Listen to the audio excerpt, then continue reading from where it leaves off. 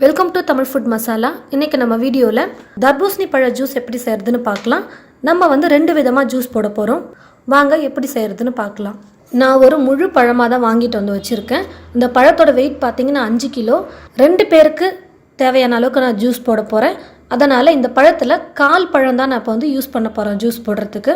வெறும் பழத்தை மட்டும் கட் பண்ணி ஃபஸ்ட்டு பிளேட்டில் வச்சுக்கலாம். இப்போது பழத்தை வந்து சின்ன சின்ன பீசஸாக கட் பண்ணிவிட்டு உள்ளே இருக்கிற விதையை எவ்வளோ எடுக்க முடியுமோ அந்த அளவுக்கு நம்ம ரிமூவ் பண்ணிடலாம். ஃபஸ்ட்டு நம்ம சின்ன சின்ன பீஸாக கட் பண்ணும்பொழுது உள்ளே இருக்கிற விதையெல்லாம் நமக்கு ஈஸியாக தெரியும். ஈஸியாக நம்ம ரிமூவ் பண்ணுறதுக்கு நல்ல வசதியாக இருக்கும். பாருங்கள், நான் வந்து கட் பண்ணிவிட்டு உள்ளே இருக்கிற விதையெல்லாமே எடுத்து வச்சுட்டேன். இப்போ வந்து நம்ம ஜூஸ் போட ரெடி பண்ணிக்கலாம். நான் எடுத்துருக்கிற பழம் முழுசும் நான் மிக்ஸி ஜாரில் போட்டுடுறேன்.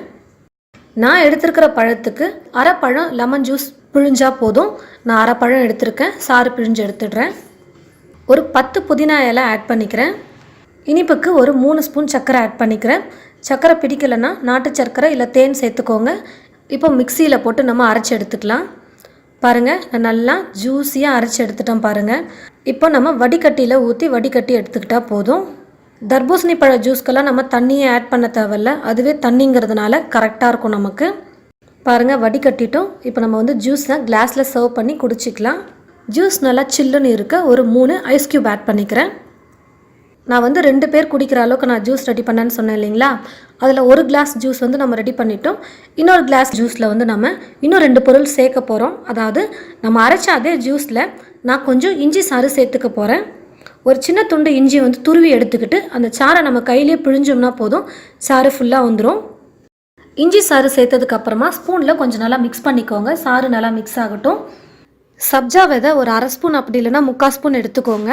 இந்த சப்ஜா விதை வந்து பார்த்திங்கன்னா மளிகை கடையில், டிபார்ட்மெண்ட் ஸ்டோர், நாட்டு மருந்து கடையில், இது போல் எல்லா கடையிலுமே இப்போல்லாம் கிடைக்குது.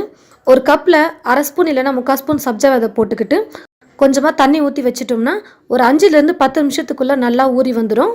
10 நிமிஷம் தண்ணியில் ஊற வச்சதுமே பாருங்கள் எவ்வளோ சூப்பராக நல்லா ஊறி வந்திருக்கு சப்ஜா விதைங்க. ஊற வச்சு எடுத்துருக்கிற சப்ஜா விதையை கிளாஸில் வந்து நம்ம போட்டுக்கலாம். சப்ஜா விதை போட்டதுக்கப்புறமா நம்ம ரெடி பண்ணி வச்சுருக்கிற தர்பூசணி பழ ஜூஸை வந்து நம்ம கிளாஸில் ஊற்றிக்கலாம். ஜூஸ் நல்லா கூலிங்காக இருக்கிறதுக்கு ஒரு 2லேருந்து 3 ஐஸ் க்யூப் நான் ஆட் பண்ணிக்கிறேன். நான் வந்து 2 பேர் குடிக்கிற அளவுக்கு நான் ஜூஸ் ரெடி பண்ணேன். நான் ப்ரிப்பேர் பண்ண 2 கிளாஸ் ஜூஸையுமே டிஃப்ரெண்ட்டாக 2 டைப்பில் நான் பண்ணியிருக்கேன். உங்களுக்கு எந்த மாதிரி ஜூஸ் பிடிச்சிருக்கோ அந்த மாதிரி நீங்கள் ட்ரை பண்ணி குடிங்க. 2 விதமான ஜூஸுமே ரொம்ப சூப்பராக டேஸ்டியாக இருக்கும். வெயிலுக்கு ரொம்பவே ஹெல்த்தியான ஒரு ஜூஸ்னு சொல்லலாம். நீங்களும் உங்களுடைய வீட்டில் இந்த 2 விதமான தர்பூசணி பழ ஜூஸை ட்ரை பண்ணி பாருங்கள். ட்ரை பண்ணி பார்த்துட்டு எப்படி இருக்குன்னு கமெண்ட் பாக்ஸில் கமெண்ட் பண்ணிவிடுங்க. இது போல் நிறைய ரெசிபிஸ் பார்க்க இந்த சேனலை மறக்காமல் சப்ஸ்கிரைப் பண்ணி வச்சுக்கோங்க. தேங்க்யூ.